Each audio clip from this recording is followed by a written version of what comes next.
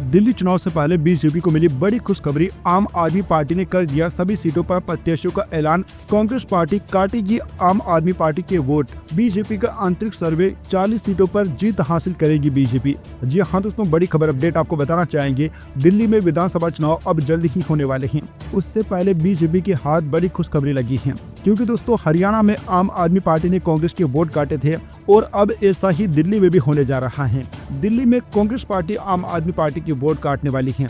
दोस्तों आपको बताना चाहेंगे कि दिल्ली में आम आदमी पार्टी और कांग्रेस पार्टी दोनों का एक ही वोट बैंक है। अब दोस्तों चूंकि दोनों पार्टियां अलग अलग चुनाव लड़ रही हैं, तो ऐसे में साफ जाहिर है कि इसका सीधा फायदा भारतीय जनता पार्टी को मिलने वाला है और भाजपा अपने दम पर काफी अच्छा सुधार इस बार भी कर सकती है।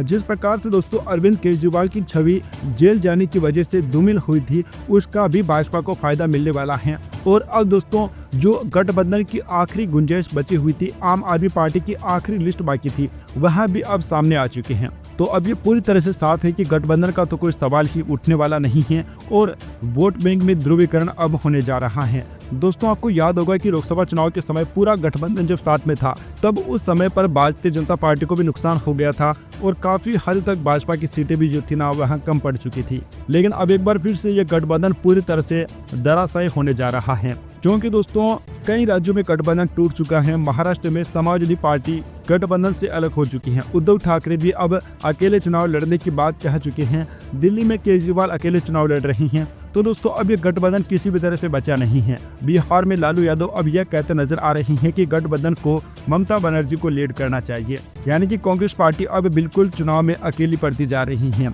और दिल्ली के चुनाव में दोस्तों भारतीय जनता पार्टी के सूत्रों से हवाले खबर है कि दोस्तों भाजपा ने एक आंतरिक सर्वे करवाया है और उस सर्वे के मुताबिक भारतीय जनता पार्टी दिल्ली में इस बार 40 सीटें जीतते नजर आ रही हैं। हालांकि दोस्तों इस सर्वे में कितनी सच्चाई है, ये तो हमें चुनाव होने के बाद ही, मतगणना होने के बाद ही मालूम पड़ेगा। वैसे दोस्तों आपको क्या लगता है, क्या दिल्ली में इस बार बीजेपी अपनी सरकार बना पाएगी?